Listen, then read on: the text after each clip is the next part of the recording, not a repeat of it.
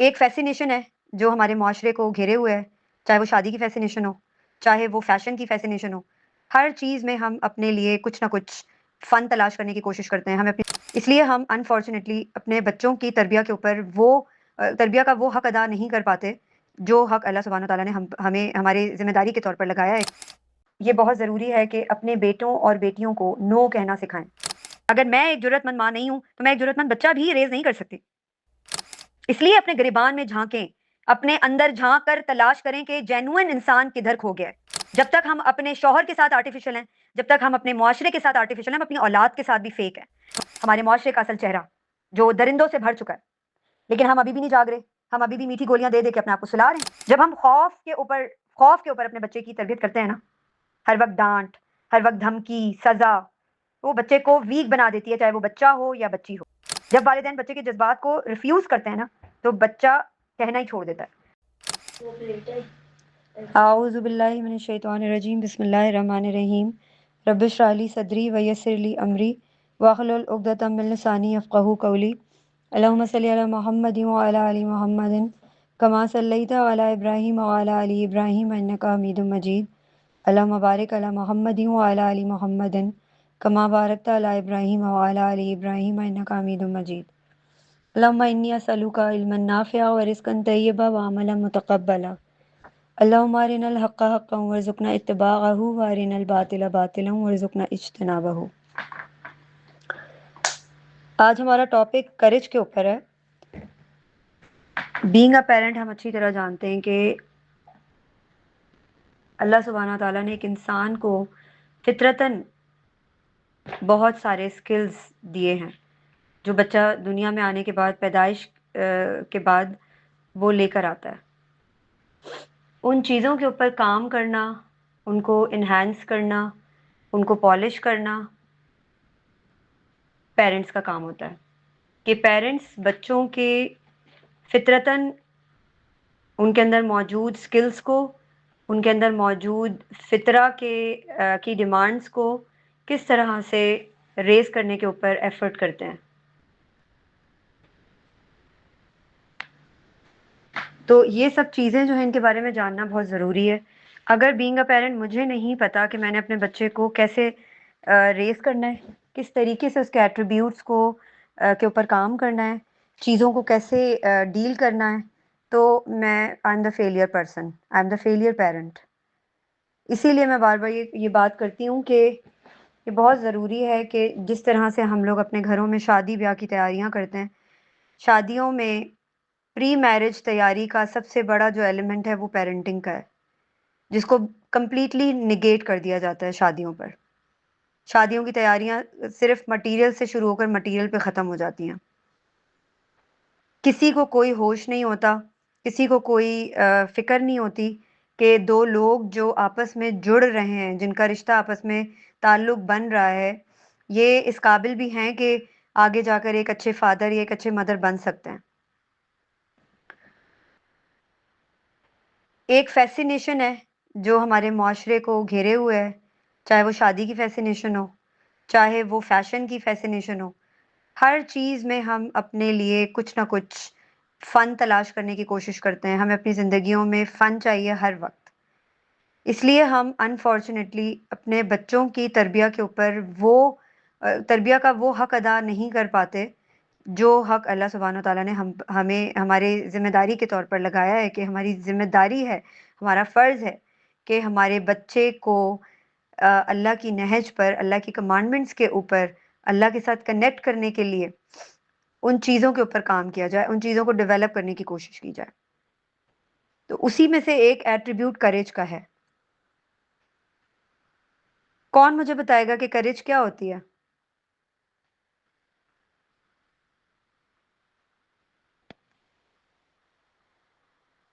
मैं ये क्वेश्चन इसलिए करती हूँ ताकि हमारा जो इंटेलेक्ट है वो रेज़ हो सके। बीइंग अ पेरेंट हम बिल्कुल डम्ब हैं अनफॉर्च्युनेटली, हम सोचते ही नहीं हैं चीज़ों के बारे में।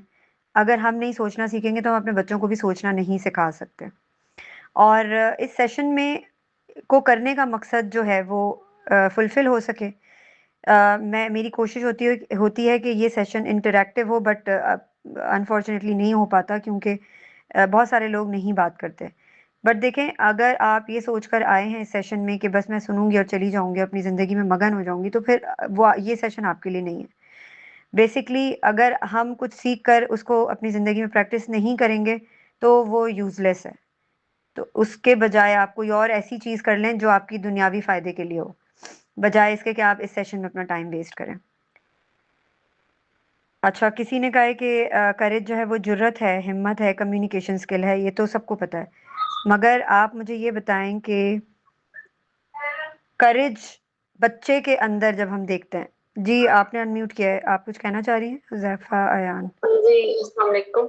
वालेकुम अस्सलाम। जी, मेरे ख्याल से करिश वो है कि हम बुराई को देख के उसको रोकें। मेरे ख्याल से तो ये करिश है। जैसे अगर हमारे सामने कुछ कोई किसी को नुकसान पहुंचा रहा है या जुल्म हो रहा है, तो हम उसको रोकें, बजाय कि हम सिर्फ अपने आप को बस बचाने की कोशिश करें। ठीक है, और ये चीज हमें बचपन में पैदा करनी चाहिए। ठीक है। और एमा जो है वो कह रही हैं कि गलत सही के बारे में फ्रीली बात करने को करेज कहते हैं। ठीक है, ये भी ठीक है। बेसिकली बच्चे के अंदर करेज कैसे डेवलप की जा सकती है? आप लोग अपने बच्चों की करेज के ऊपर क्या काम कर रहे हैं?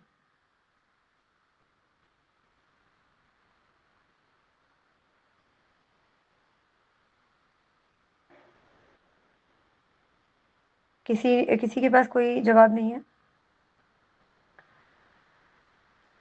ठीक है, हम क्वेश्चन लास्ट में ले लेंगे। देखें, पहली चीज़ तो ये है कि ये बहुत ज़रूरी है कि अपने बेटों और बेटियों को नो कहना सिखाएं। ठीक है, हम लोगों को खुश करना चाहते हैं, हम खुद ऐसे हैं, इसलिए हमारे बच्चे भी हमें देख देख कर और हमारी कम्युनिकेशन और हमारे रोल मॉडल से यही अखज़ करते हैं, यही अज्यूम करते हैं कि इसी तरह से दुनिया में रहना चाहिए, इसी तरह से दुनिया को देखना चाहिए और लोगों के साथ डील करना चाहिए। बहुत से पेरेंट्स जो हैं वो बच्चों को अदब और एहतराम सिखाने की कोशिश करते हैं। वो चाहते हैं कि बच्चे ओबीडियंट बने और बड़ों को रिस्पेक्ट दें, तो वो रिस्पेक्ट सिखाने की कोशिश करते हैं। लेकिन एक बहुत अहम चीज़ सिखाना भूल जाते हैं कि अपनी हिफाजत के लिए नो कहना कैसे चाहिए बच्चे को विद ड्यू रिस्पेक्ट। किस चीज़ की हिफाजत? इज्जत की हिफाजत, जान की हिफाजत, कैरेक्टर की हिफाजत, मेंटल पीस की हिफाजत। हिफाजत सिर्फ जिस्म की नहीं करनी होती कि इंसान को कोई गोली मारने आ रहा है और आप प्रोटेक्ट करें। आपको दिमागी तौर पे महफूज होना बड़ा ज़रूरी है। अगर आपका जहनी सुकून कोई तबाह कर रहा है तो आप महफूज नहीं हैं, आप खतरे में। हमारे नज़दीक इन चीज़ों की कोई इंपॉर्टेंस नहीं है, हम सोचते भी नहीं इन चीज़ों के बारे में, इसलिए हम काम भी नहीं करते। नतीजा ये होता है कि बच्चा बड़ा होकर भी क्या करता है? वो गलत रवैयों, जज्बाती इस्तेहसाल, जिस्मानी हरासानी, दबाव और नाइंसाफी के सामने खामोश रहता है।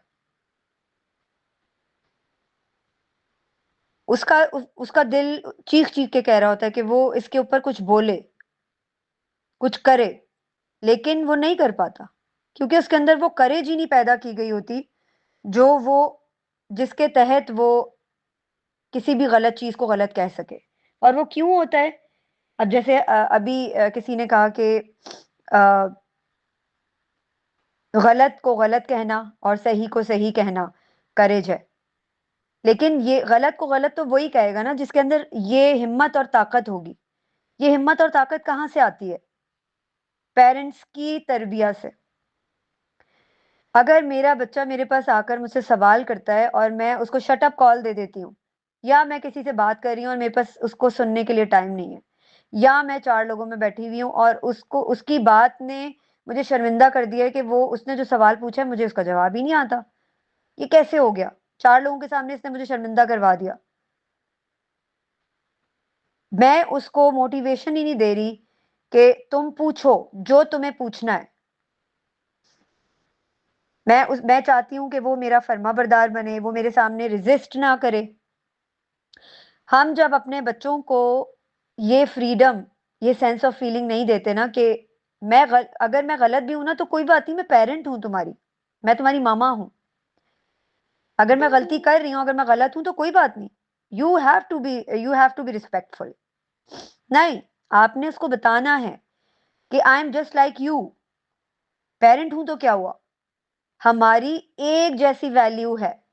मैं झूठ बोलूंगी तो मुझे जितना गुना मिलेगा, वही झूठ अगर तुम बोलोगे तुम्हें भी उतना ही गुना मिलेगा।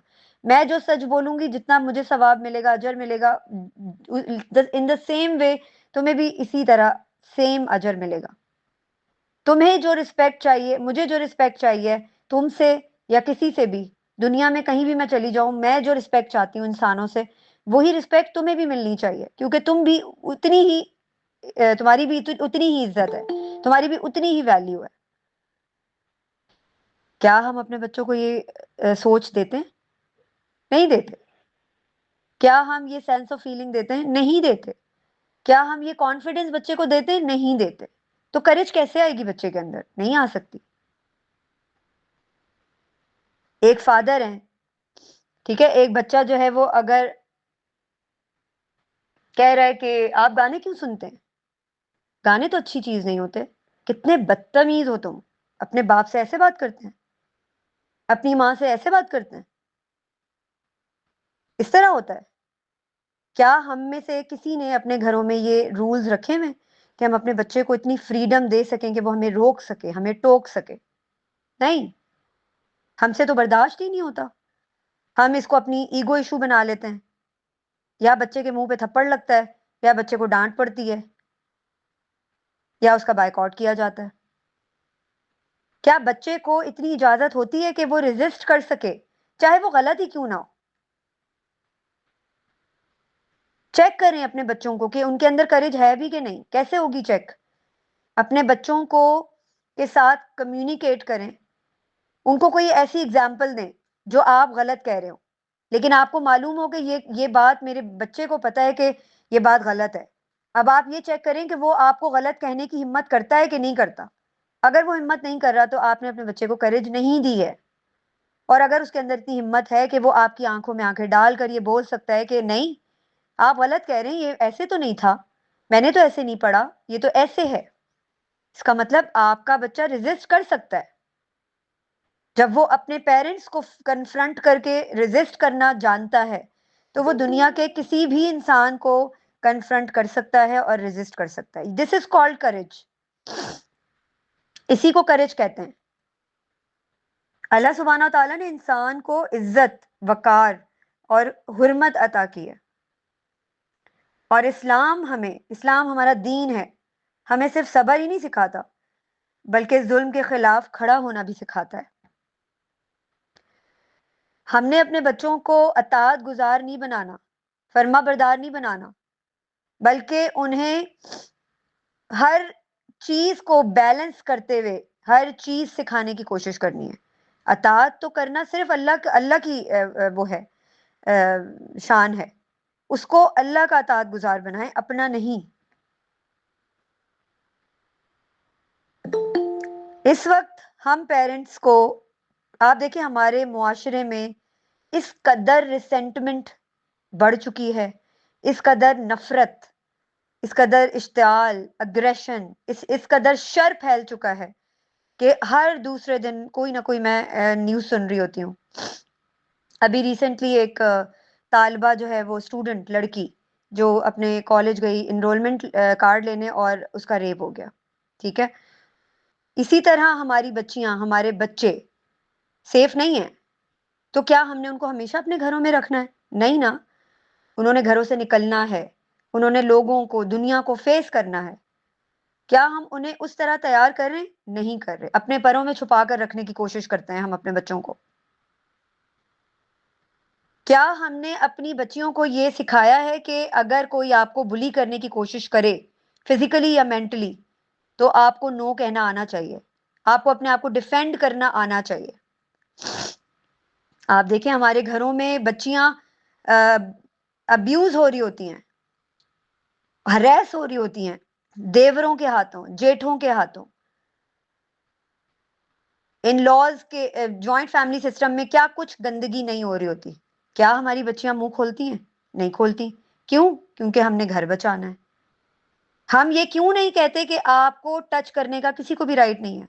चाहे आप बाजार में, मार्केट में जा रहे हो, कोई किसी की जुर्रत नहीं होनी चाहिए कि आपको टच करके गुजर जाए। आपका जूता या आपका हाथ काफी होना चाहिए ऐसे इंसान के लिए।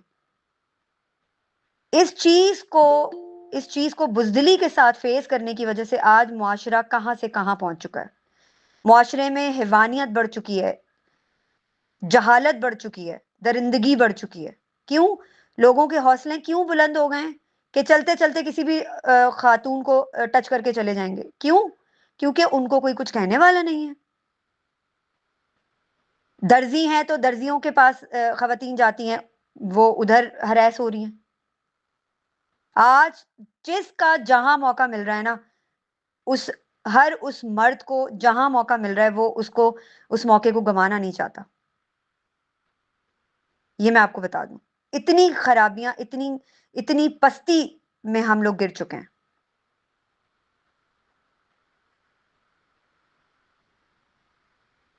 इसके बावजूद अगर हमारी आंखें बंद हैं और हम अभी भी चैन की नींद सो रहे हैं, तो अल्लाह ही हमारा हाफिज है। इस वक्त हमें यह सोचना बड़ा जरूरी है कि बच्चों के अंदर करेज को पैदा कैसे किया जाए।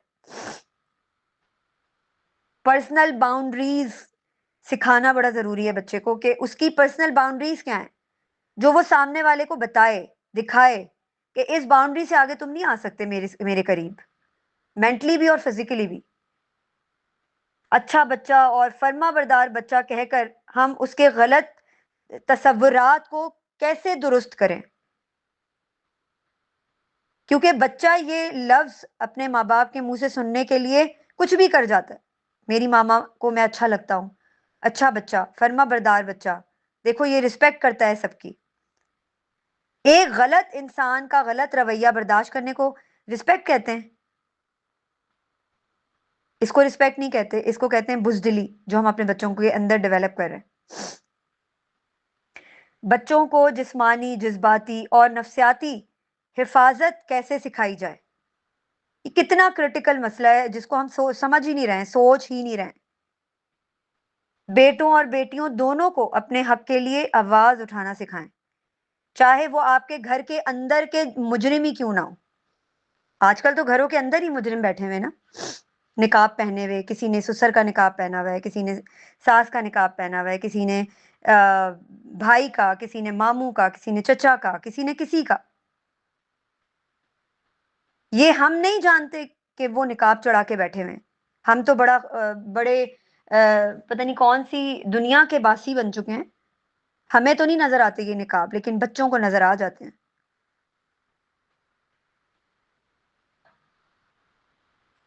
पहली गलती हम लोग क्या करते हैं? पहली गलती हम ये करते हैं कि हम बच्चों को हद से ज्यादा ओबीडियंट बनाने की कोशिश करते हैं।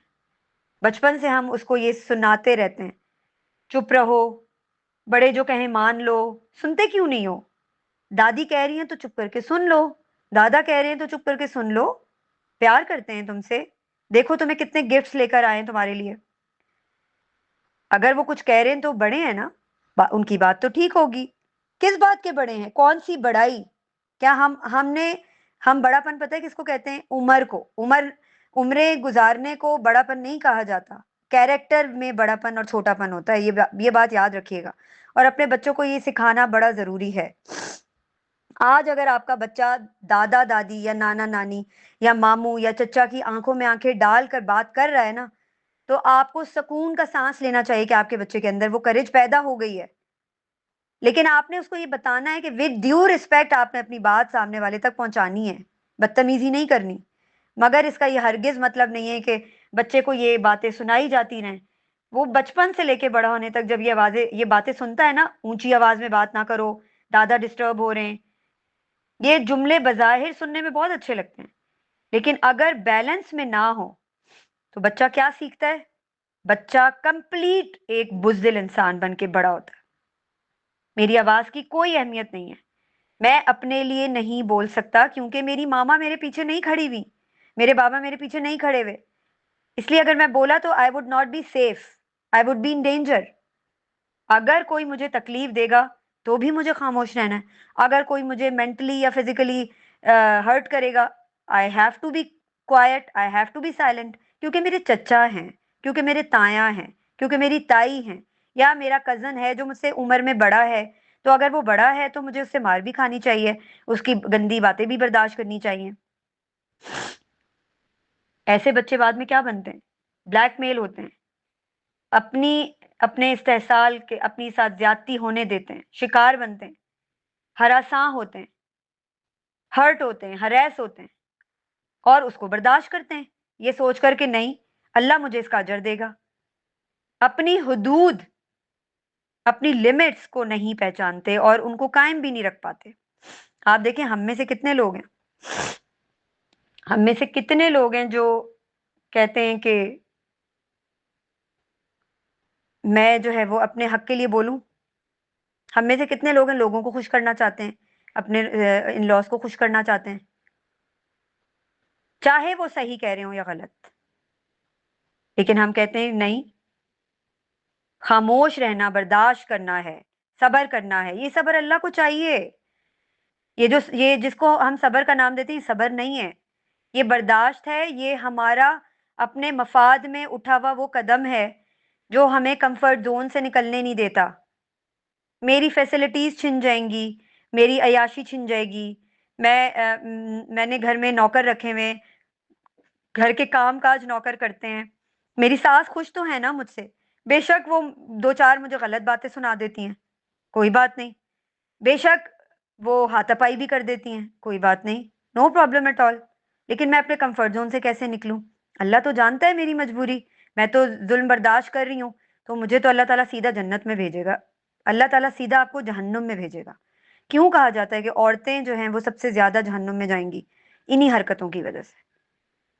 हम अपने मफाद के लिए जिंदगी गुजारती हैं हम खवातीन, और बाद में कहती हैं कि हमारे शौहरों ने हमारे साथ गलत किया है, हमारी सासों ने हमारे साथ गलत किया है। हम अपने कंफर्ट जोन से निकलना ही नहीं चाहते।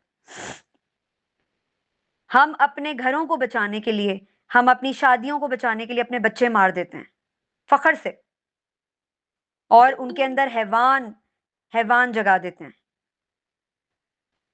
क्या हम में से कोई इतनी जुर्रत और इतनी करेज वाली औरत है जो वाकई में चाहती हो कि नहीं, मैंने अपने बच्चे नहीं मारने, बेशक मेरा घर गिव अप हो जाए, बेशक मैं अपने शौहर को छोड़ दूं, बेशक मैं अपना ससुराल छोड़ दूं, लेकिन मैंने अल्लाह की रजा के लिए अपने बच्चे को रेस करना है, अपने बच्चे मारने नहीं है ऐसी जुर्रत हमारे अंदर? नहीं है तो इन्ना लिल्लाहि व इन्ना इलैहि राजिऊन। अगर मैं एक जरूरतमंद माँ नहीं हूं तो मैं एक जरूरतमंद बच्चा भी रेज नहीं कर सकती, पॉसिबल नहीं है। सिर्फ कहने की बातें नहीं होती, या मैं बातें बनाकर अपने बच्चे को करेजियस नहीं बना सकती।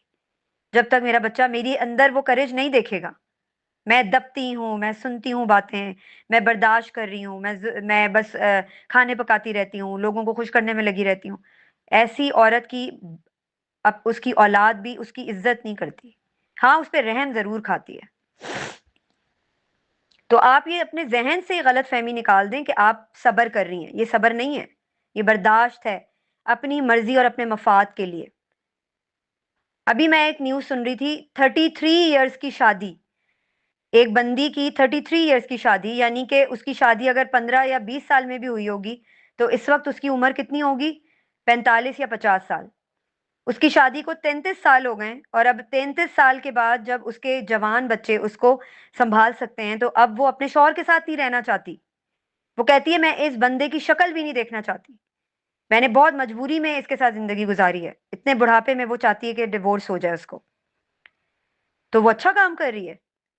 पूरी जिंदगी एक शख्स ने उसके ऊपर एहसान किया, उसको घर में बिठा के खिलाया, बेशक उसकी नीड्स पूरी नहीं की जो वो चाहती थी, या उसके हुकूक पूरे नहीं किए, लेकिन क्या उसको घर से निकल के बाहर जाके कमाना पड़ा?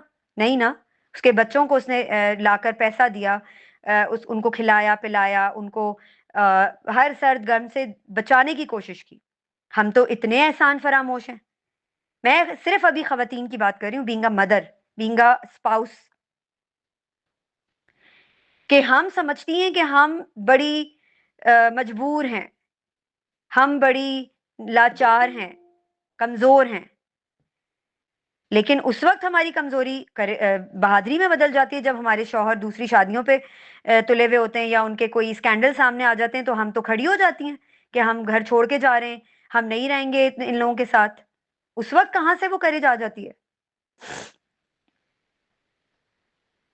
इसलिए अपने गिरेबान में झांकें, अपने अंदर झांक कर तलाश करें कि जेन्युइन इंसान किधर खो गया है। हम जेन्युइन नहीं हैं, हम फेक हैं, हम आर्टिफिशियल हैं। जब तक हम अपने शौहर के साथ आर्टिफिशियल हैं, जब तक हम अपने मुआशरे के साथ आर्टिफिशियल हैं, हम अपनी औलाद के साथ भी फेक हैं। हम अपनी औलाद के साथ भी एक जेन्युइन पेरेंट नहीं बन सकते। सोचें इस बारे में। हम कितना खुद पर तर्स खाते हैं, हम कितना खुद पर अफसोस करते हैं, हाय अल्लाह मेरे ऊपर कितना जुल्म हो रहा है, या अल्लाह तू जानता है मैं क्या करूं, मैं इस घर से निकल नहीं सकती, मेरा बैकग्राउंड नहीं है, मेरे पेरेंट्स मुझे सपोर्ट नहीं करेंगे, या मेरे पेरेंट्स नहीं है, मेरे बहन भाई हैं वो मुझे सपोर्ट नहीं करेंगे। वो क्यों करें आपको सपोर्ट? क्या अल्लाह ने आपको लूला लंगड़ा पैदा किया है? क्या आपके हाथ पांव नहीं है?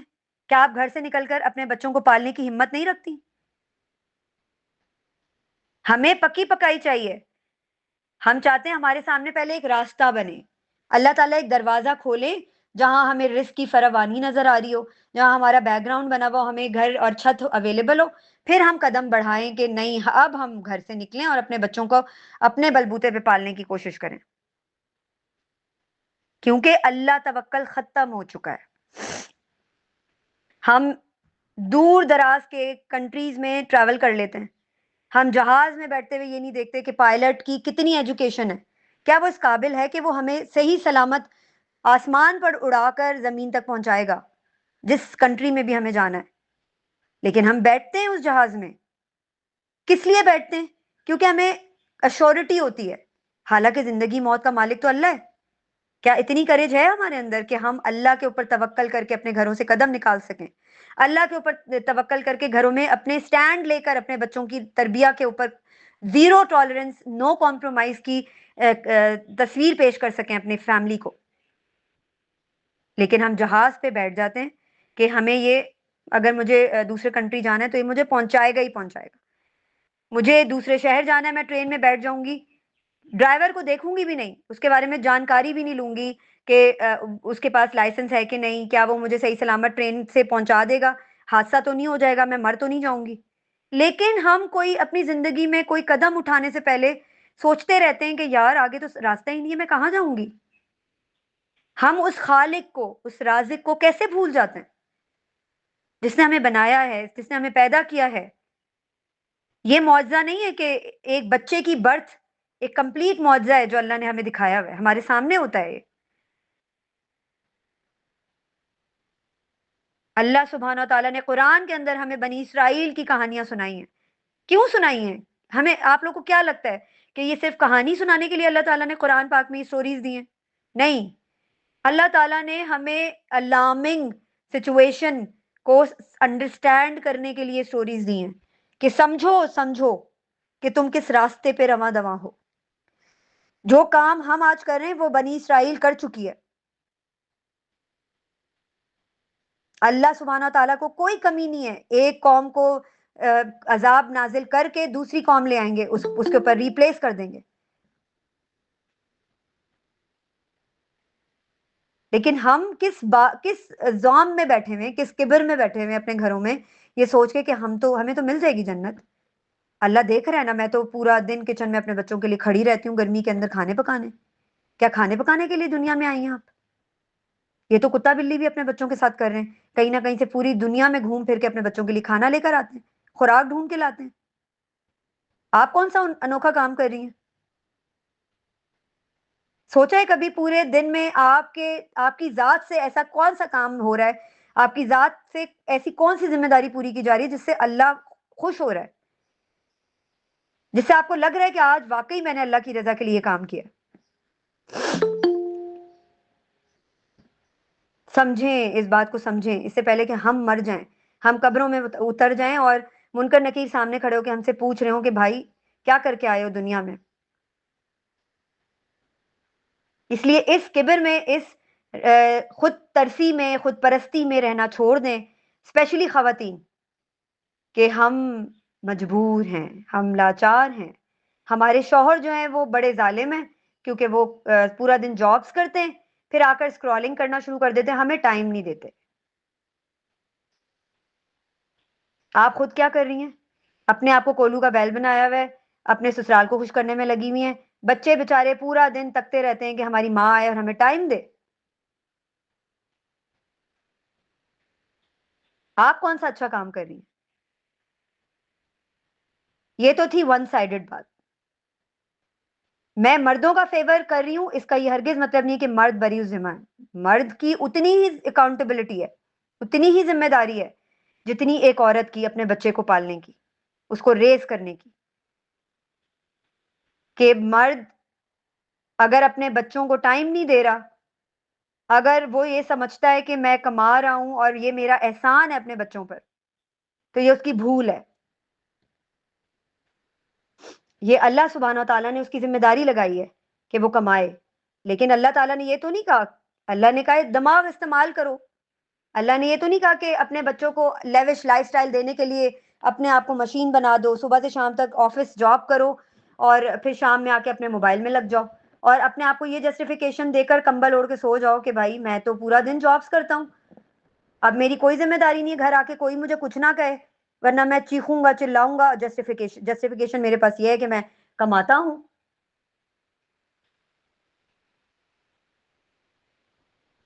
आप इतना कमाएं जितना आपके बच्चे के आपकी फैमिली को जरूरत है। हम हमने अपने लाइफस्टाइल को, अपनी नीड्स को, अपनी डिजायर्स को बढ़ा लिया है। औरतें समझती हैं कि ये इतनी बड़ी कुर्बानी है कि मेरा शौहर बाहर कमाने गया हुआ है। मर्द समझते हैं कि इतनी बड़ी कुर्बानी है कि मैं बाहर कमाने आया हूं अपने बीवी बच्चों को छोड़ के, तो अल्लाह मेरी कुर्बानी को भूल करेगा नहीं। अल्लाह सुब्हान ताला फरमाते हैं जिस मकसद के लिए तुम हिजरत करोगे, एक शहर से दूसरे शहर या एक मुल्क से दूसरे मुल्क, उसी मकसद को कंसीडर किया जाएगा। तुम कमाने के लिए हिजरत कर रहे हो तो उसका सवाब काहे का, किस चीज का सवाब मिलेगा तुम्हें? नहीं मिल सकता, पॉसिबल ही नहीं है। अपने आप को ये मीठी गोलियां देना छोड़ दो कि तुम कमाने के लिए हिजरत करके गए हो तो उसका सवाब मिलेगा तुम्हें। अल्लाह सुब्हाना ताला ने तो नहीं कहा मियाँ बीवी का रिश्ता एक साथ रहने का रिश्ता है। ये ये कोई तरीका नहीं है कि औरतें दूर बैठ के फरमाइशें करती रहें। और क्योंकि और मैंने देखा है औरतें भी नहीं चाहती कि मर्द इधर आए, आए मुझे बुला लें उधर, लेकिन आए नहीं वापस, क्योंकि आ जाएंगे तो फिर हम तंग हो जाएंगे, हमारी फैसिलिटीज लिमिटेड हो जाएंगी, हम खाएं पिएंगे कैसे, हमारे फैशन कैसे पूरे होंगे, हमारी डिजायर्स कैसे पूरी होंगी। लेकिन ये बात याद रखिएगा कि एक मर्द जब एक औरत को घर में बिठा के खिला रहा है तो ये उसका एहसान है, उसको माने। हमारी हमारी जो हमारा प्रॉब्लम हमारा पता है क्या है, ये है कि हमने पॉजिटिव एस्पेक्ट्स को देखना छोड़ दिया है। हम सबसे पहले नेगेटिविटी को देखते हैं। हम सबसे पहले ये देखते हैं मेरा शौहर ये करता है, मेरा शौहर ये करता है, मेरा शौहर ये करता है, बजाय ये देखने के कि मेरे शौहर के अंदर अगर 4 खराबियां हैं तो 5 अच्छाइयां भी तो हैं। उन 5 अच्छाइयों को मैं इग्नोर कैसे कर सकती हूँ?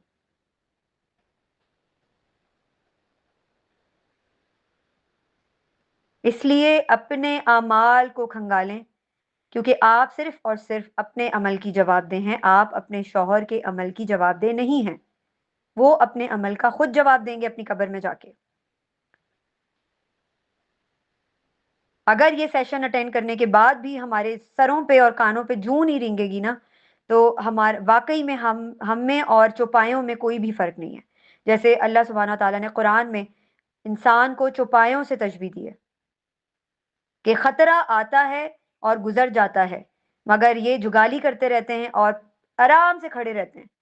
खतरा आकर गुजर जाता है लेकिन इनको तौफीक भी नहीं होती कि ये घबराएं, दौड़ें, भागें, अपने आप को सेफ जगह पे पहुंचाएं, ये खड़े रहते हैं।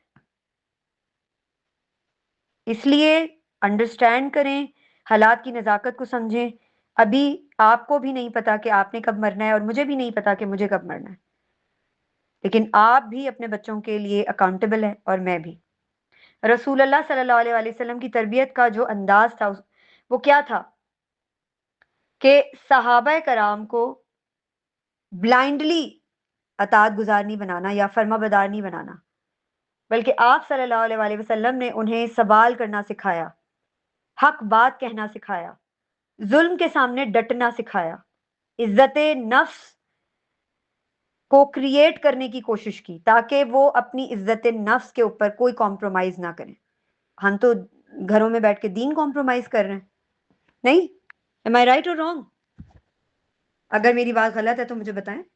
हम अपने घरों में बैठकर अपने दीन को कॉम्प्रोमाइज कर रहे हैं और हम कहते हैं हमें तो जन्नत मिल जाएगी, क्योंकि अल्लाह तो मेरी नीयत जानता है, अल्लाह तो मेरी जस्टिफिकेशंस भी जानता है, मजबूरियां भी जानता है, इसलिए मैंने तो हिलजुल करनी ही नहीं है।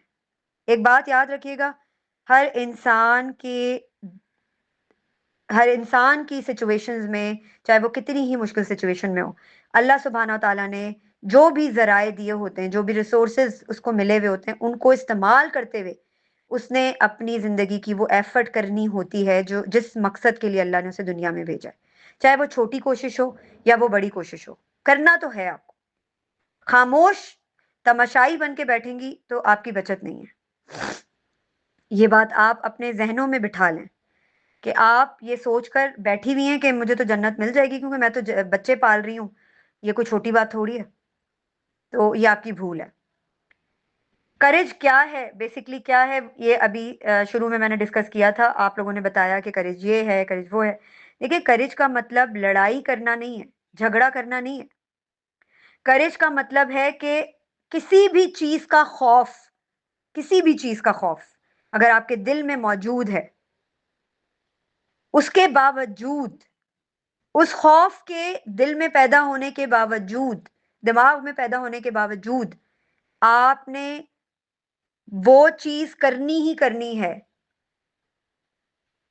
जिसके नतीजे में आपको, आपके साथ बहुत कुछ हो सकता है। यानी आपने सही काम करना है, चाहे कितना ही खौफ आपके सामने आ रहा हो, आपके दिल में आ रहा हो, आपको शैतान वसवसे दे रहा हो, लेकिन खौफ तो सिर्फ अल्लाह का ही होना चाहिए आपके दिल में। इसको कहते हैं करेज, कि अल्लाह से डरूंगा मैं और दुनिया की कोई चीज मुझे नहीं डरा सकती। क्योंकि जो अल्लाह से नहीं डरता, फिर वो सांप बिच्छू, लोग, आसपास के लोगों की बातें, हर चीज से डरता है। इसलिए अगर आप सिर्फ अल्लाह से डरेंगे तो अल्लाह ही जानता है कि आपकी कितनी जिंदगी है और आपकी कितनी, आपने कब मरना है। तो मौत और जिंदगी का मालिक तो अल्लाह है, बंदों के हाथ में जिंदगी या मौत नहीं है, ये बात याद रखिएगा।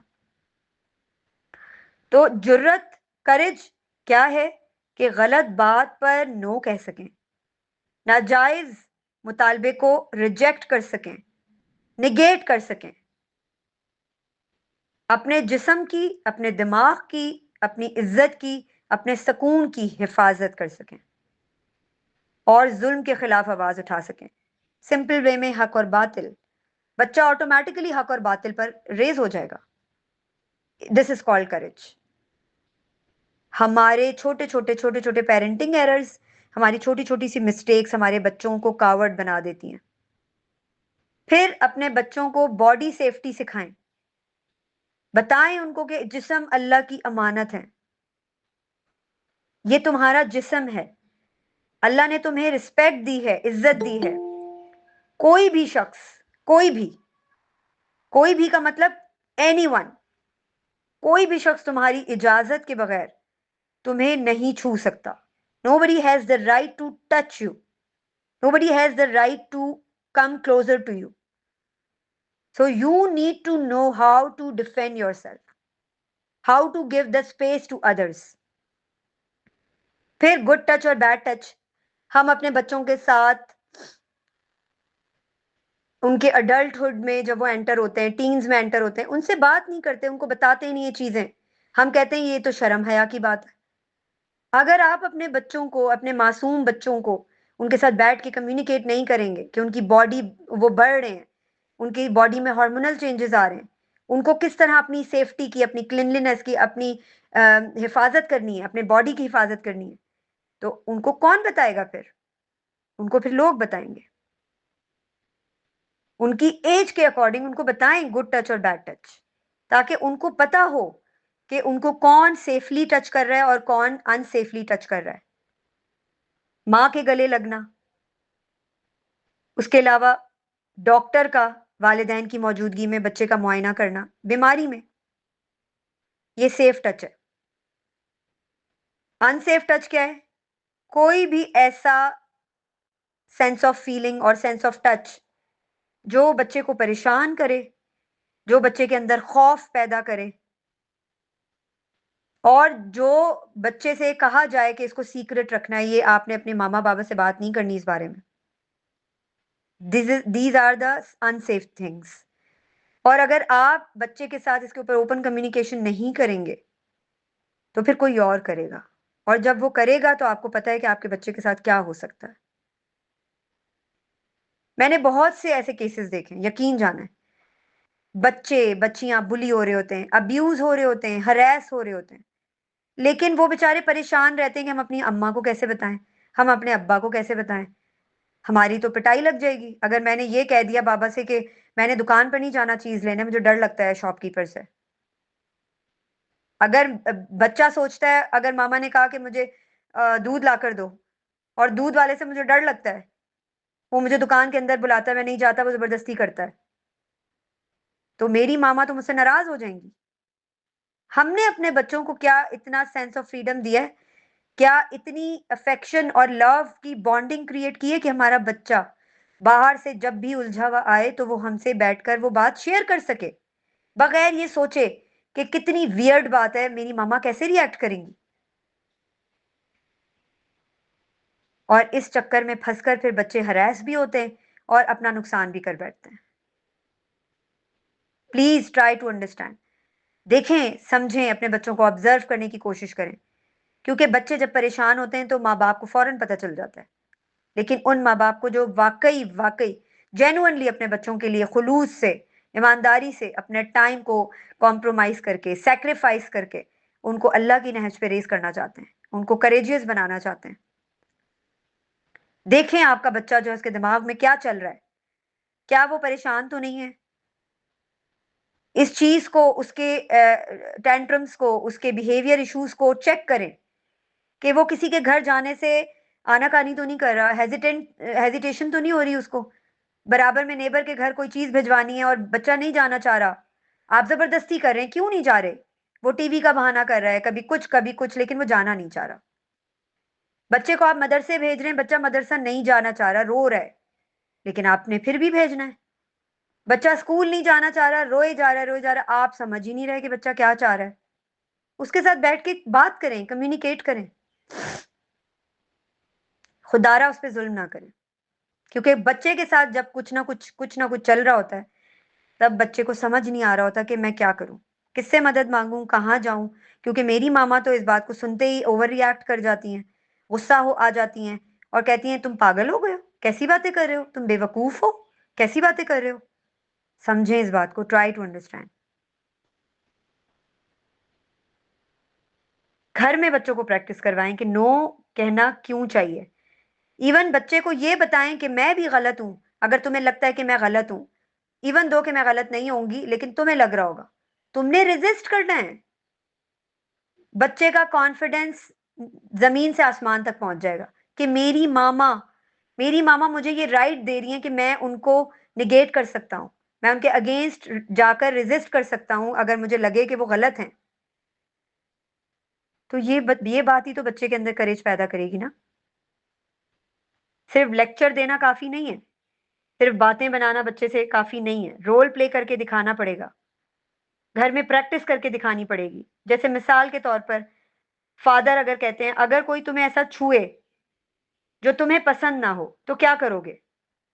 वो बच्चा कहेगा मैं नो कहूंगा, और फिर दोबारा वो कहेंगे कि ऊंची आवाज में, वो बच्चा कहेगा नो, यस, मैं कहूंगा कि मुझे टच ना करो। ये जो एक्सरसाइज है, ये आप अपने जो ज्यादा बहन भाई हैं जहां पर, उनमें आपस में करवाएं, ताकि बड़े बहन भाई भी एक दूसरे के साथ ज्यादती ना कर सकें। क्योंकि बड़े बहन भाई भी आपस में एक दूसरे को कूट रहे होते हैं। इंसान एक ऐसी मखलूक है जिसको जहां आसान टारगेट मिलता है वो अपना मौका हाथ से नहीं गंवाता। ये बात याद रखिएगा, इंसान के अंदर एक ऐसा जानवर छुपा हुआ है। मिसाल के तौर पर, एक सास है, वो अपनी बहू को बहुत ज्यादा डांटती है। बहू जो है, बहू का जो शौहर है वो अपनी बीवी से डरता है, तो वो अपने शौहर को डांटती है। शौहर जो है वो, उसके बच्चे उससे डरते हैं, तो शौहर अपने बच्चों को डांटता है।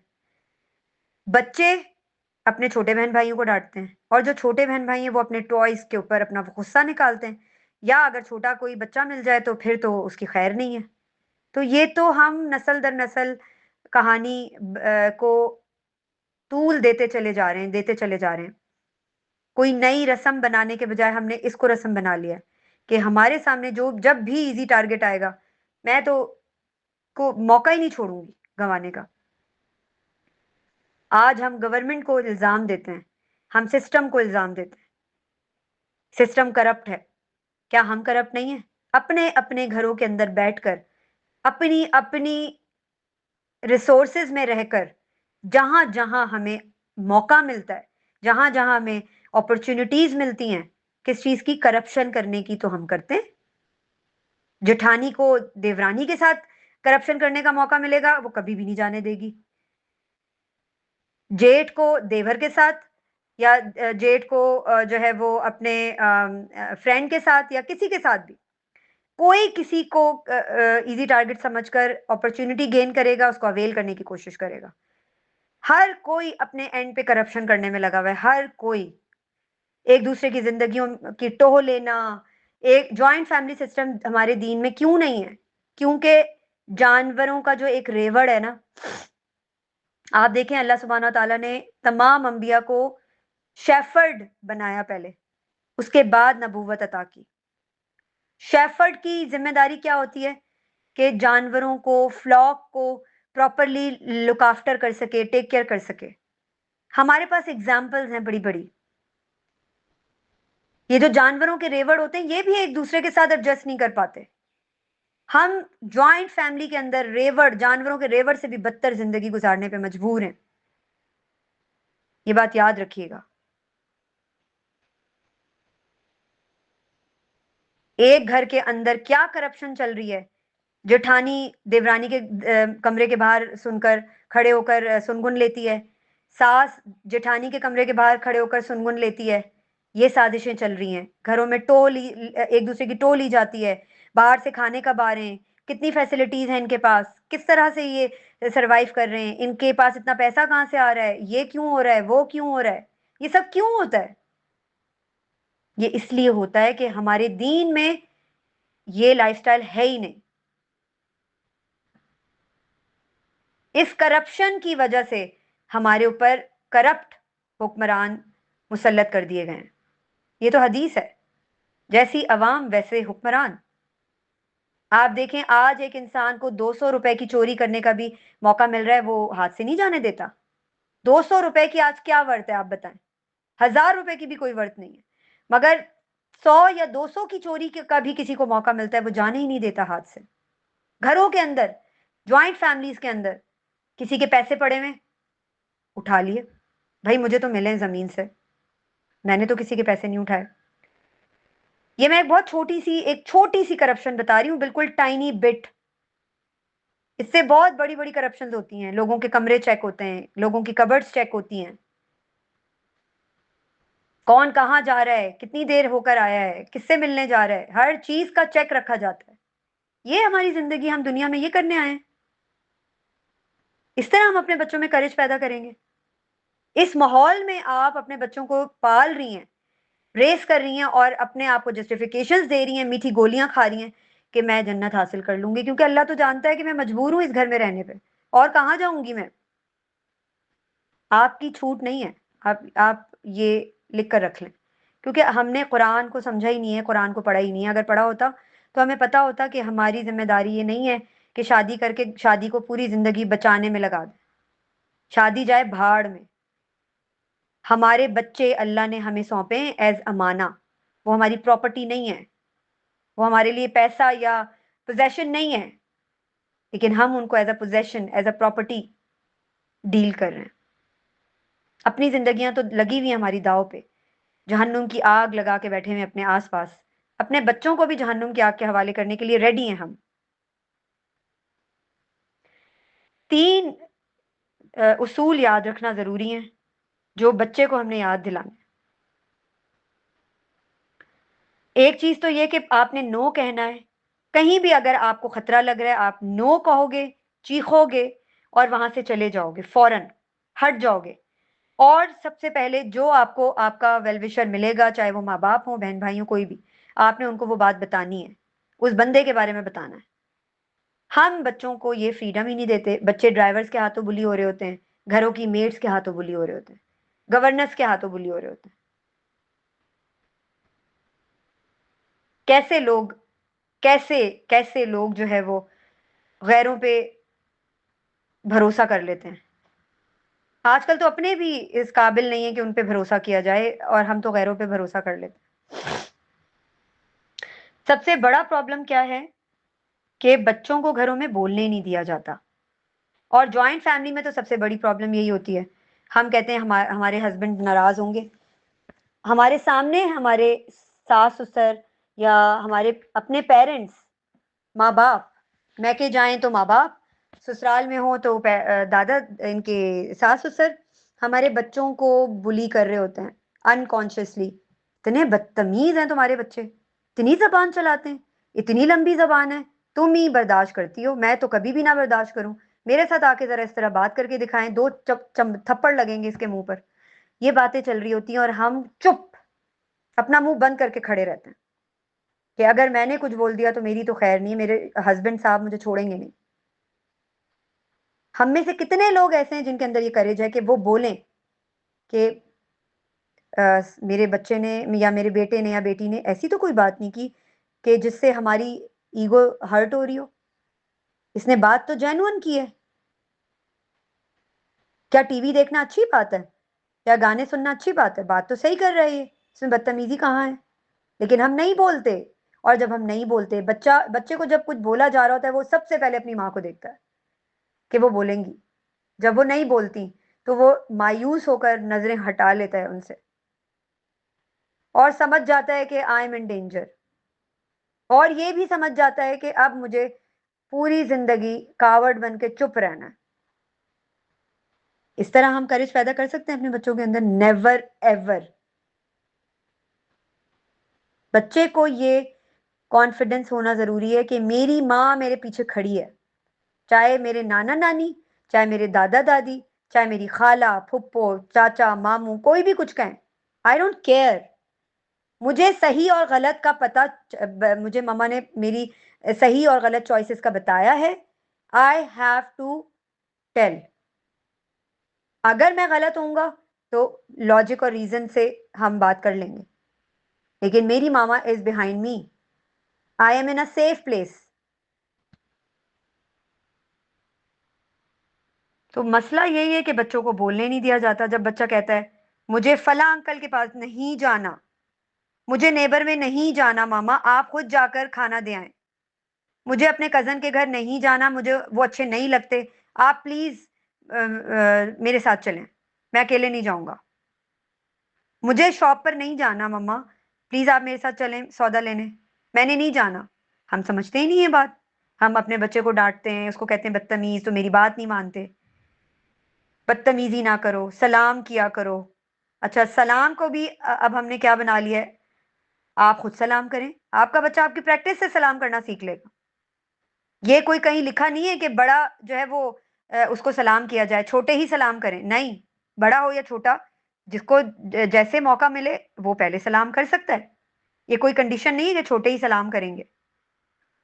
क्योंकि एक बात याद रखिएगा, अगर आपको सॉरी कहना आता है, अगर आपको सलाम करना आता है, सलाम में पहल करनी आती है, अगर आपको चीजों को दरगुजर करके, लोगों के रवैयों को दरगुजर करके उनके साथ अच्छाई से पेश आना आता है, तो आपका बच्चा भी इसी तरह रेज होगा। आप फिक्र नहीं करें।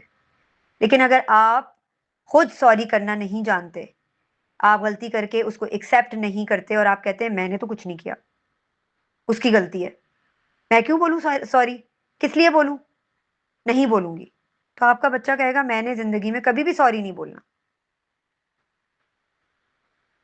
फिर हम क्या कहते हैं, 4-5 साल के बच्चे होते हैं, लोग उनको गोदों में उठा रहे होते हैं, जाओ गोद में क्यों नहीं जा रहे, देखो तुम्हारे मामू हैं, देखो तुम्हारे चाचा हैं।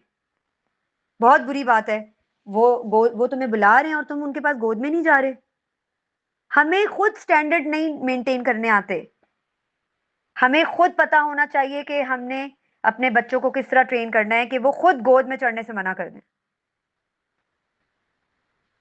बोसा देना, गोद में चढ़ना, ये एक खतरनाक तरबियत है। अगर आपने बच्चे को ये सिखा दिया कि मेरी मर्जी है मैं गोद में आऊं या ना आऊं, मेरी मर्जी है मैं आपको अपना बोसा लेने दूं या ना दूं, कोई ले सकेगा? नहीं ले सकेगा। क्या बोलेगा ज्यादा से ज्यादा? बदतमीज बच्चा। मगर आपके बच्चे को पता है कि ये बदतमीजी नहीं है, मेरी मामा मुझे बता चुकी है, क्योंकि वो मामू की गोद में कंफर्टेबल नहीं है, तो इसलिए ही डिसाइडेड कि मुझे नहीं उनकी गोद में चढ़ना। I am not comfortable. उनका सेंस ऑफ टच बहुत अजीब है, मैं परेशान हो जाता हूं, I feel afraid. This is the way to deal with your child. They are innocent, they don't know their enemies.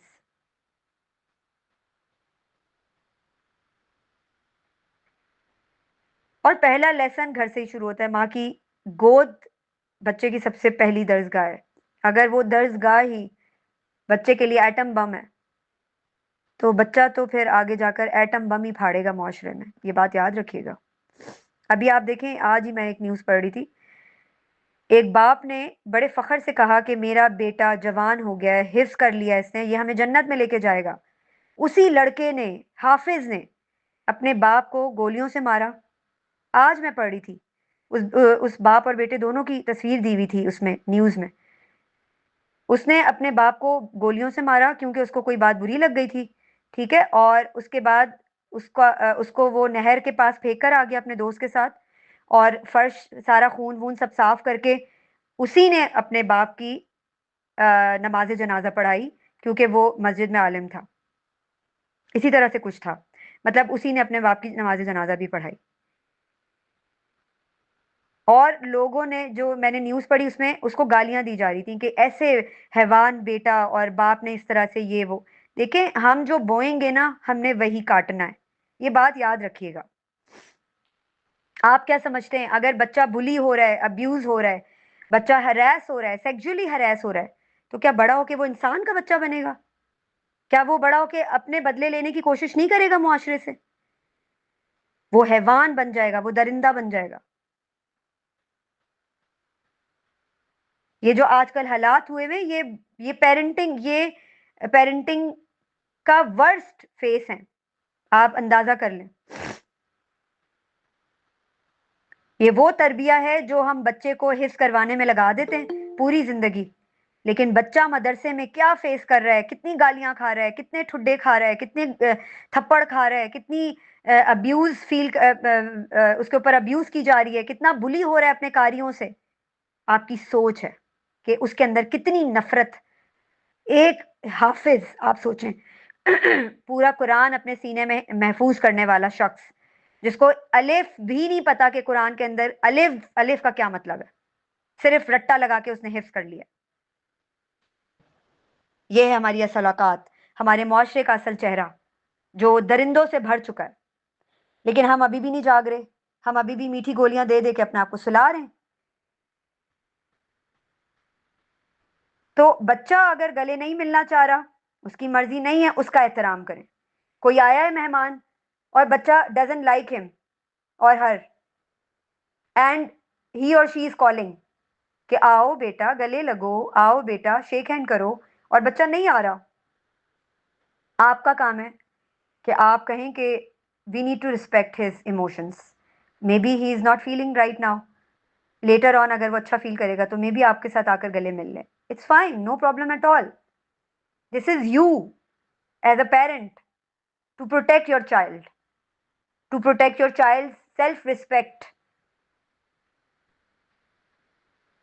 और बच्चे को सिखाएं कि तुमने विद ड्यू रिस्पेक्ट, अदब और एहतराम के साथ चीजों को रिफ्यूज करना है। इसी तरह बेटियों की तरबियत भी इसी तरह आपने करनी है। बेटियों को ये मत बताएं कि ससुराल में अपने घरों को बर्बाद होने से बचाना चाहती हो तो चुप करके गुजारा करो। मत बताएं ये बेटियों को, मत सिखाएं खुदारा। उनको बताएं कि औरत की क्या रिस्पेक्ट है, क्या इज्जत है, क्या हुर्मत है। सहाबियात की लाइफ के बारे में बताएं उनको। उनको बताएं कि तुम सेफ हो, तुम जब वहां पे अनसेफ फील करो, you can tell us immediately. अभी रिसेंटली ये मैंने एक या दो वाकयात सुने कि बेटी जो है वो खुश नहीं थी ससुराल में। भाई नहीं है ससुराल में खुश तो आप उसको भेज दें उसके घर, कत्ल करने की क्या जरूरत है?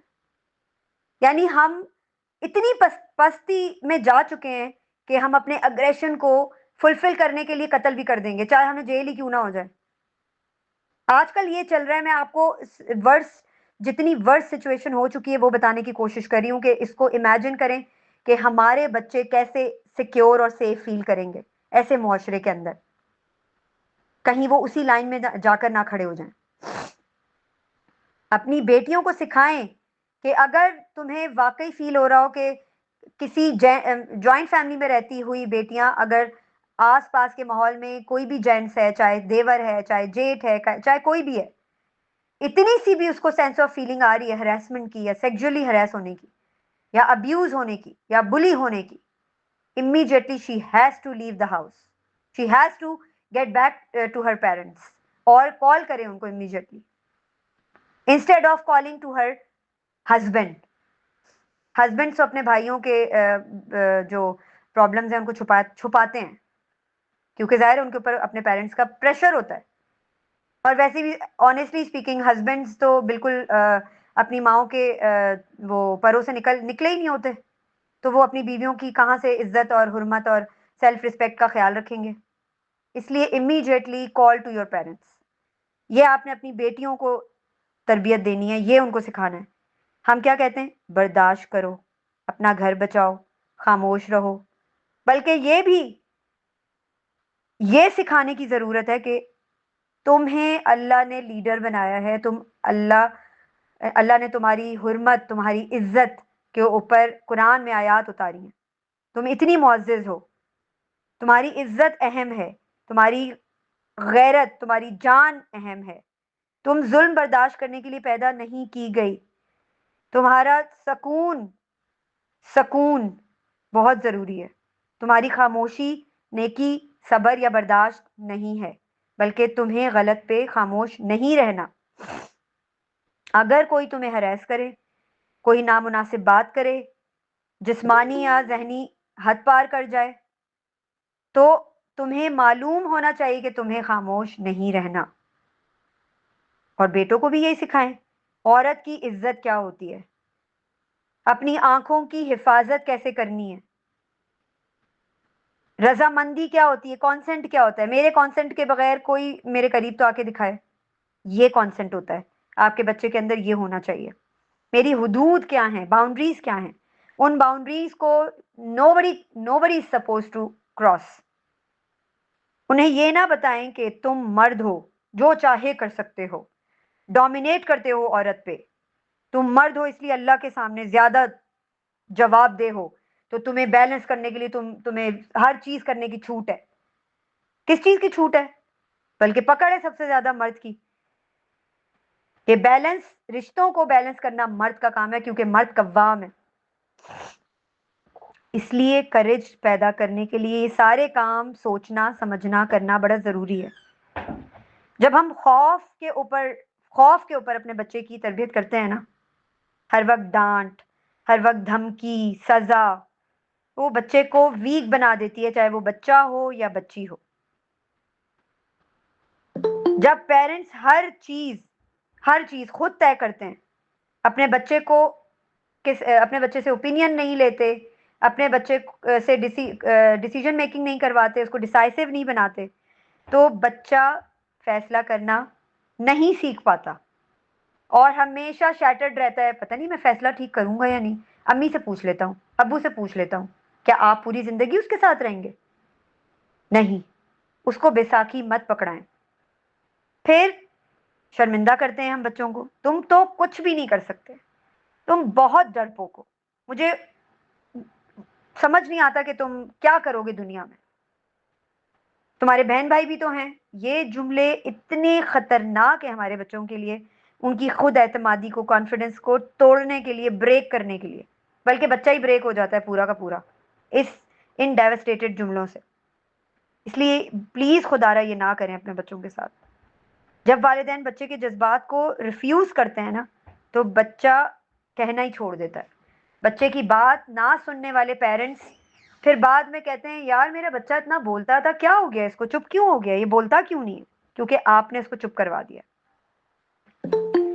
इसलिए बच्चों को चॉइस करने की इजाज़त दें।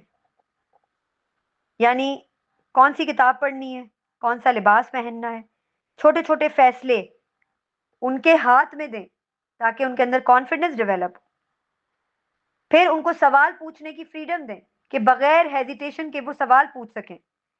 उनको उनके दिमाग में ये सोच हो कि मैं दुनिया का बड़े से बड़ा और छोटे से छोटा सवाल, वियर्ड से वियर्ड सवाल भी कर लूं, मेरी मामा मेरे बाबा इसको केटर करेंगे।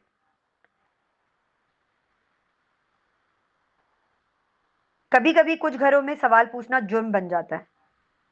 इसी तरह गलतियां करने की इजाजत दें। हम भी तो गलतियां कर करके ही सीखते हैं ना। तो ये बहुत सारी चीजें हैं जिनको रिफ्लेक्ट करना अपने घरों में बहुत जरूरी है। प्लीज इन सवालों पे ध्यान दें। अगर अपने अपने आप से ये सवाल पूछें, अगर कोई तुम्हें गैर महफूज महसूस करवाए तो हम तुम क्या करोगे, ये अपने आप से भी पूछें, तो आपको अपने बच्चे का जवाब मिल जाएगा। अपने बच्चों से भी पूछें, रिफ्लेक्ट करवाएं। तुम किस बड़े को फौरन बताओगे? क्या तुम नो ऊंची आवाज में कह सकते हो? अगर कोई राज रखने को कहे तो क्या करोगे? अल्लाह सुबहाना ताला ने तुम्हें इतनी इज्जत क्यों दी है? तो ये प्लीज प्लीज अपने बच्चों के साथ करें। अपने बच्चों को फर्मा बरदार ना बनाएं, वरना वो खामोश रहना सीख जाएंगे।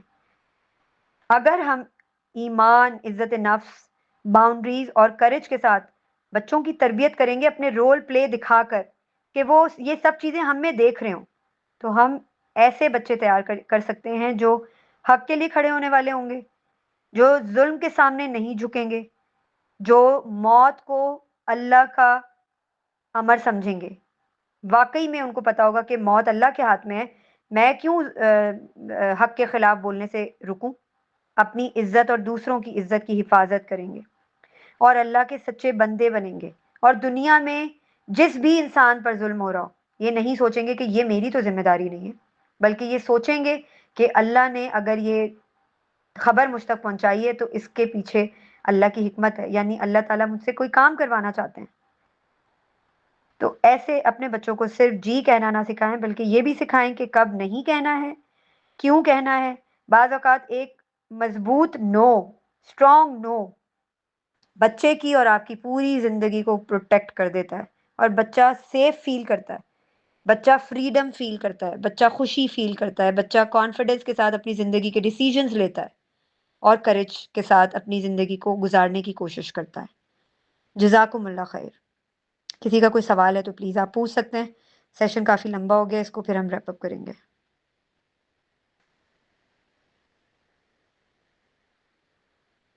अस्सलाम वालेकुम। वालेकुम अस्सलाम। जी, मेरा क्वेश्चन ये है कि कई दफ़ा बाज़ औक़ात माएँ जो हैं वो करना चाहती हैं अपने बच्चों की अच्छी तरबियत, और वो बहुत कोशिश भी कर रही होती हैं, लेकिन उनके हस्बैंड उस पेज के ऊपर नहीं होते हैं। तो ऐसे सिलसिले में वो माएँ क्या कर सकती हैं? क्या कोशिश? और कौन सी जैसे हर्डल्स जो हस्बैंड्स क्रिएट कर रहे हैं? जैसे कि फ़र्ज़ किया जैसे हमने सीखा कि बच्चों के साथ जब बात करें तो रिस्पेक्टफुल मैनर्स के साथ बात करें, जैसे आप खुद चाहते हैं कि आपकी रिस्पेक्ट की जाए। लेकिन बाज़ औक़ात हस्बैंड जो हैं वो गुस्सा में होते हैं और वो कर देते हैं उसको, उस टाइम पे माँ को खामोश रहना पड़ता है मजबूरन। उसके बाद? उसके बाद माँ फिर बाद में बच्चों को बाद में समझाती है कि वो उस टाइम गुस्से में थे। तो ऐसे सिलसिले में अगर हस्बैंड समझना ही नहीं चाह रहे होते या इस एजुकेशन को लेना ही नहीं चाह रहे होते, तो मुझे लगता है कि ये चीज़ बच्चों के लिए ठीक नहीं होती है। बच्चों का क्या रिएक्शन होता है? बच्चे जो हैं वो माँ के साथ ज़्यादा आप समझ लें कि अटैच होते हैं, और जैसे फ़र्ज़ किया कोई चीज़ शेयर करनी है तो वो माँ के साथ ज़्यादा अच्छे से शेयर कर लेंगे, और बाबा कहेंगे कि आप मुझसे शेयर नहीं करते, तो फिर चूँकि माँ ने उनके साथ एक बॉन्ड बनाया होता है ना, मुझे लगता है आप समझ रही हैं। नहीं, तो आप ये कह रही हैं, आप तो कह रही हैं कि फादर भी इंटरेस्टेड होते हैं कि बच्चे उनसे भी बात शेयर करें।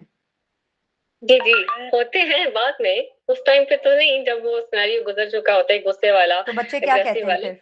जब फादर उनके ये बात करते हैं तो बच्चे क्या कहते हैं उनको? बच्चे खामोश हो जाते हैं, बच्चे उनके सामने बात नहीं कर सकते ना, क्योंकि क्योंकि उनको वो गुस्सा आएगा। आपने उनके अंदर करेज नहीं पैदा की ना। जब फादर का मूड अच्छा है और वो कह रहे हैं कि आप मुझसे क्यों नहीं शेयर करते बातें, तो उस वक्त बच्चों का काम बनता है, वो आपका काम बनता है कि ये करेज आपने बच्चों के अंदर डेवलप करनी है कि बच्चे फौरन फादर से गिला कर लें कि बाबा आप इतना गुस्सा करते हैं कि हमें डर लगना शुरू हो जाता है, वरना हमारा बहुत दिल करता है कि आपसे बातें शेयर करें, आप गुस्सा मत किया हम्म। करें। देखिए ये चीजें बड़ी जरूरी हैं। इसके लिए औरत को बहुत काम करना पड़ता है, being a mother, being a spouse. ये बात याद रखिएगा। और अल्लाह ताला इसका अजर देता है।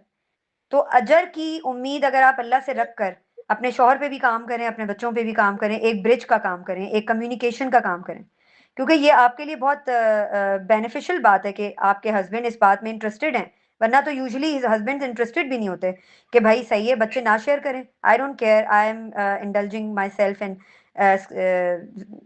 रील स्क्रॉल करने में वो अपना टाइम गुजारते हैं, मोबाइल्स में लगे रहते हैं, उनको कोई फर्क नहीं पड़ता। लेकिन अगर आपके हस्बैंड इंटरेस्टेड हैं कि मेरे बच्चे मुझसे शेयर क्यों नहीं करते, तो ही हैज टू नो कि वो क्यों नहीं शेयर कर रहे। आपने अपने हस्बैंड से ये बात डिस्कस नहीं की कि वो क्यों नहीं शेयर कर रहे उनसे? असल में वो हस्बैंड फर्स्ट किया बॉन्ड बनाना तो चाहते हैं, ठीक है, अच्छा बॉन्ड हो, लेकिन उसके ऊपर इन्वेस्ट नहीं कर सकते ना। क्यों नहीं कर इन्वेस्ट सकते? करना तो उनका ये काम आप है। कैसे कह सकती हैं? वो बस, जैसे आप कह रहे हैं ना कि रील्स, मैंने उनसे 12 बात की है कि आप थोड़ा बच्चों के साथ अच्छा टाइम स्पेंड करें, हर महीने में थोड़ा सा टाइम दे देना, वो मुझे लगता है काफी नहीं है। या जो है, आप समझ लें कि जब वो देखते हैं कि माँ के साथ ज्यादा अटैच हैं, तो उनको ये लगता है कि आपको चाहिए कि बच्चे फादर के साथ भी ऐसे ही अटैच हो। तो इस सिलसिले में मुझे समझ नहीं आ रही होती कि मैं इसमें क्या रोल प्ले कर सकती हूँ, क्योंकि वो मोबाइल स्क्रोलिंग अगर कर रहे हैं तो वो तो करती हैं, उसके अलावा देखिए मेरी बात सुने, क्या नाम है आपका? जी, सदफ, सदफ का नाम है। सदफ, देखें पहली चीज तो ये है कि आप इस चीज को टैक्टिकली हैंडल ही नहीं कर पा रही ना। आप देखें ना, आपके हस्बैंड फील कर रहे हैं कि बच्चे मदर से अटैच हो रहे हैं, मुझसे नहीं हो रहे। तो आपके जी पास तो वो फायदा उठाने वाला मोमेंट है, वो लम्हा फायदा उठाने वाला है कि आप अपने हस्बैंड से फौरन बात करें, जी उनके वीक पॉइंट के ऊपर बात करें कि आप थोड़ा हाँ, गुस्से पे काम करें, मैं आपकी मदद करूंगी। मैं चाहती हूँ कि हमारे हम्म। बच्चे आपसे भी अटैच हों, मुझसे भी अटैच हों, और बच्चे भी चाहते हैं, but they love you, but they get afraid from you. आप गुस्सा बहुत करते हैं तो बच्चे डर जाते हैं, और इस तरह बच्चों की जो तरबिया है वो भी अफेक्ट होती है। ये कम्युनिकेशन गैप है जो आप फिल नहीं कर रही। इस कम्युनिकेशन गैप को फिल करें। आपके हस्बैंड, आप देखें जो बातें बता रही हैं ये बड़ी पॉजिटिव बातें हैं किसी हस्बैंड के लिए, कि वो बीइंग अ फादर चाहते हैं कि उनके बच्चे उनसे अटैच हों और उनके साथ शेयर करें। तो उसके लिए आपको चाहिए कि वो कम्युनिकेशन जो गैप आ रहा है वो फिल करें, उस मोमेंट का फायदा उठाएं और उनको समझाने की कोशिश करें। और फिर आप स्केजुलाइज करें चीजों को। आपके हस्बैंड पूरा दिन थक कर आते हैं, तो आप आधा घंटा स्केड्यूल कर लें, अपने हस्बैंड से भी बात कर लें कि हमने इस आधे घंटे में बैठ के बच्चों के साथ क्वालिटी टाइम गुजारना है। उसमें आप और मैं बिल्कुल खामोश बैठेंगे और हम एक अच्छे लिसनर की तरह बच्चों की बातें सुनेंगे। क्वालिटी टाइम ये जी नहीं होगा कि अब फादर जो है बोले तुम कैसे पढ़ रहे हो, तुम्हारे स्कूल कैसे चल रहे हैं, तुम्हारी किताबें कैसे चल रही हैं, तुम्हारी studies. This is not the quality time. Quality time ये है कि बच्चे के दिमाग में क्या चल रहा है, बच्चे क्या सोच रहे हैं, बच्चों को क्या अच्छा लगता है, बच्चे अपने फादर से क्या चाहते हैं। ये सब बातें आप अपने बच्चों से करेंगी कि जब हमारा क्वालिटी टाइम शुरू होगा, तो आपका जो दिल करे आप अपने फादर से बात करें, क्योंकि वो बहुत प्यार करते हैं आपसे। उनको कभी कभी गुस्सा आ जी जाता है और वो कोशिश करें अपने गुस्से पे काम करने के लिए। ठीक ठीक, समझ आ गया। यानी आपका, आपने पहला काम कहा कि गुस्से पे काम करना है, अब अपनी आप फादर अपने के साथ हस्बैंड से होने। बात करें पहले, तो आप अपने हस्बैंड के जी साथ जी कम्युनिकेशन गैप को फिल नहीं किया आपने। आप नोट्स मेकिंग जी करें कि आपने अपने हस्बैंड से बात कैसे करनी है, किस मोमेंट पे करनी है। जब आपके हस्बैंड वाकई फील कर रहे हैं कि मेरे बच्चे मुझसे अटैच नहीं है, तो फिर आप उनको बताएं कि ये वजह, ये हर्डल बन रहा है बीच में। तो अपने बिहेवियर के ऊपर काम करना है, और डेली बेसिस पे अगर आधा घंटा आपकी पूरी फैमिली यानी आप, आपके हस्बैंड और बच्चे एक साथ बैठकर, एक सिटिंग में बैठकर कोई भी छोटी सी अनप्रोडक्टिव बात भी डिस्कस करेंगे, वो भी एक क्वालिटी टाइम बन जाएगा। ठीक है मैम, थैंक यू। ये 2 पॉइंट मैंने समझ लिए। जी, यू वेलकम। अल्लाह ताला आसानी करे। Anyone else? और किसी का कोई सवाल है या फिर हम इसको रैप अप कर दें? ओके, अल्लाह सुब्हाना ताला। जी अनम। मेरा सवाल ये है, एक बात शेयर करनी थी कि मेरी बेटी ना 2.5 साल की है। तो बच्चों में ना ये मेरे ख्याल से सेंस ना खुद ही होती है।